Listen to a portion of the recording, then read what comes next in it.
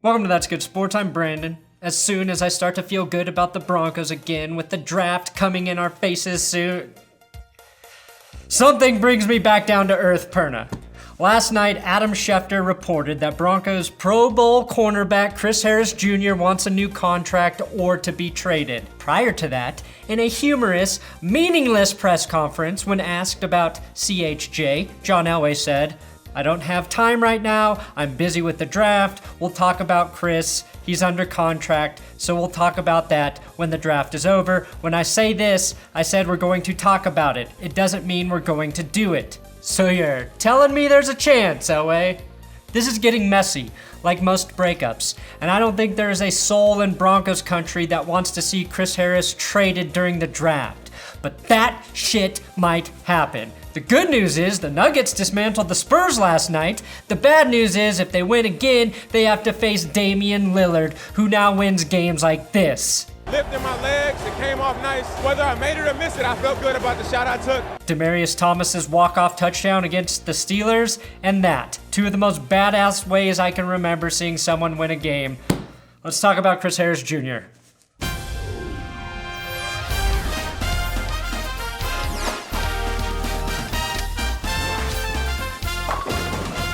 I do have a big dick Patreon shout out for Sean Schaefer with a huge $20 donation who has requested I say, "Congratulations on graduating, Elena, and Dallas sucks." Also, this episode is sponsored by Manscaped. You already know about some Manscaped products like the Lawnmower 2.0 for body hair trimming with skin-safe technology so you don't nick your nuts or nipples. Speaking of which, better, just the way my wife likes it. Or the Crop Mop Ball Wipes. You know what they say, a man with funky testes will live alone without any besties. But Manscaped.com is about providing total body maintenance, keeping your skin and man hair cleansed and trimmed from head to toe.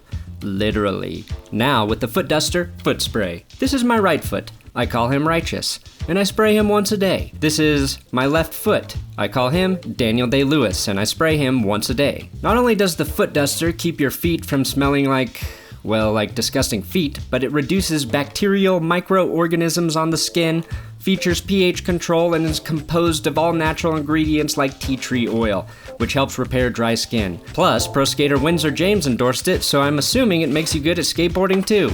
Oh, yes it does. Use my link in the description or my promo code SPORT20 for your 20% discount at manscaped.com.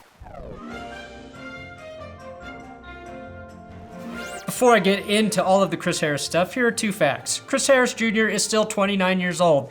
He is not even 30 yet. Also, the Broncos are not as good of a football team without Chris Harris Jr. Those are simple facts. Simple facts cannot be disputed. First question though, is the signage at Broncos Stadium actually cursed? First, it was Demaryius Thomas, who got traded and then injured after being on the sign. Then they replaced DT with Emmanuel Sanders and Chris Harris, both of whom got injured, and now one is demanding to be traded. Joe Ellis's biggest mistake was not letting a weed company overpay for the naming rights of the stadium. And all we can do now is fucking pray for Von Miller. You either die a hero or you live long enough to see yourself become the villain. That's what it feels like is happening to John Elway.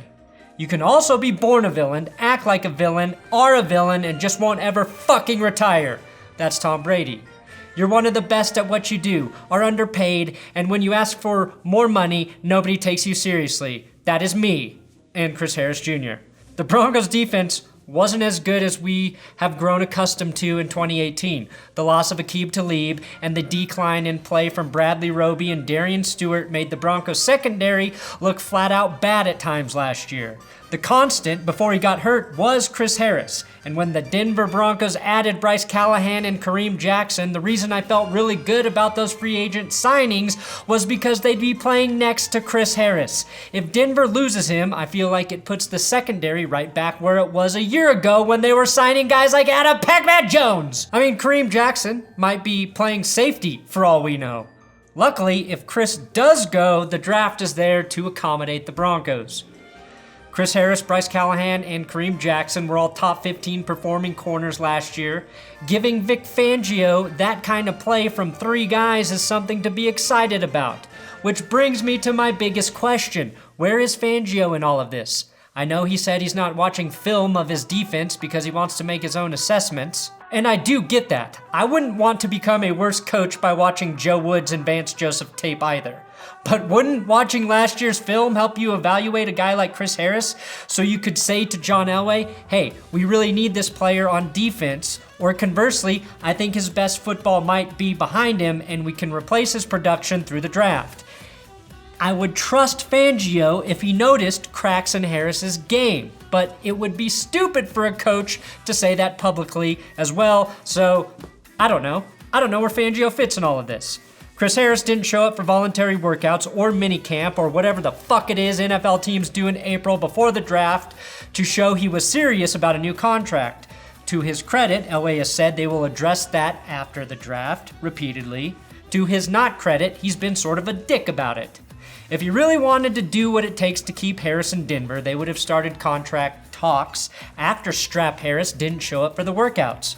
Trust me, they have the time to take a phone call from his agent, the same way I find time to masturbate for 45 minutes every day during football season.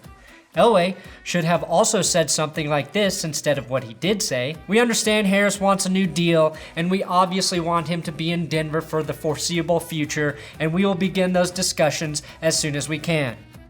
If he's not a dick about the question, maybe Harris and his agent don't get pissed off, which they did, and demand a trade. Now, Elway saying they don't have time to talk about a Chris Harris Jr. contract because of the draft is either a lie, it's a lie, or John revealing that he's terrible at time management. The 4-hour work week doesn't mean that's all the time you get to actually work, John. Getting Harris a new contract could affect your cap space heading into the draft, and you might draft differently if you realize you can't afford what Harris is asking for. So to ignore that seems really stupid to me. Also, did the Ravens and Steelers have time to give Justin Tucker a kicker and Ben Roethlisberger a rapist a new contract? Yeah, they gave him one today. Two teams that are also pretty good at drafting. Point, it was a bullshit answer by Elway. Now, Chris Harris isn't wrong in asking to be paid around $15 million a year to be in the same ballpark as guys like Josh Norman, Patrick Peterson, Tremaine Johnson. His demand is hurt though, because he was hurt. Now, a lot of people want to talk about how Chris Harris Jr. is 30. Well, he's 29 still, goddammit. So, it's a risk to pay a almost 30-year-old that much, it's a risk. Josh Norman, 32, Tremaine Johnson, 29, Patrick Peterson, 29. Hell, even the Patriots are giving Stephon Gilmore at age 29 more than Chris Harris. I'm not concerned about the age if we're talking about a 3-year deal for Chris Harris. He's been more consistent than any corner in the league, and that won't change until we see him drop off physically. Everyone who is a Broncos fan knows Harris has played at a higher level than what he's been paid for his entire career. Decent people see that as unfair. Business-minded people see that as a genius move by John Elway. The real conundrum for John Elway is once a corner loses a step, it is usually a quick fall into mediocrity. Sort of like when you lose a Peyton Manning, how it's a quick fall into mediocre GMing. There's not another position in the game that requires more athleticism than corner. Think about how it ended for Champ Bailey and Darrelle Revis. Champ Bailey got an extension from Elway that let Champ hang around just a little bit too long.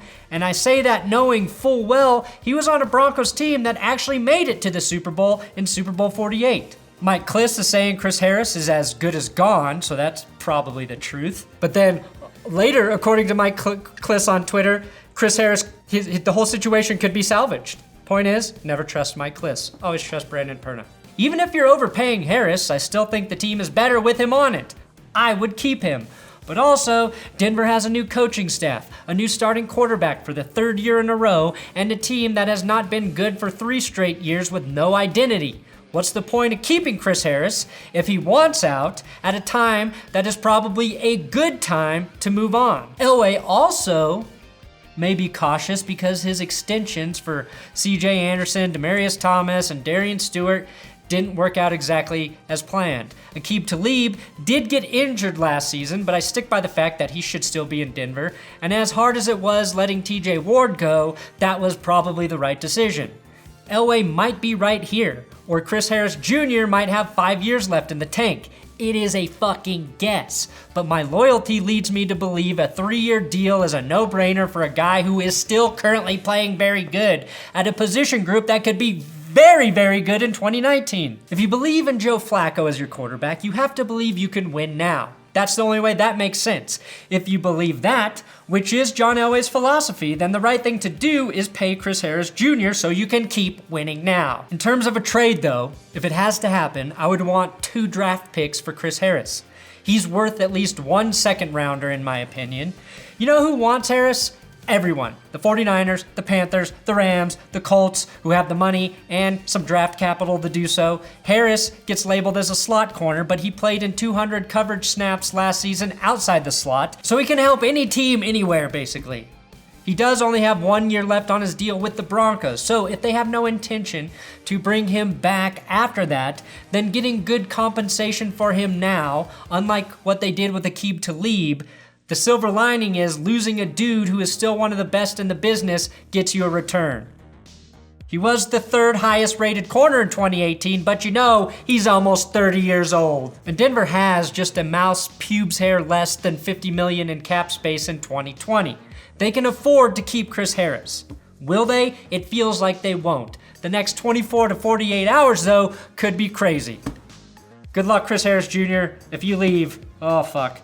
That's gonna suck. Thanks for watching another episode of That's Good Sports. Please subscribe here on YouTube. I'm on Twitter, Instagram, at Brandon Perna. If you want to follow me there for new Broncos news, NFL news, and I will be covering the shit out of the draft. That's the That's Good Sports guarantee. What's the point of a guarantee if you could put a piece of shit in a box and slap a guarantee on it?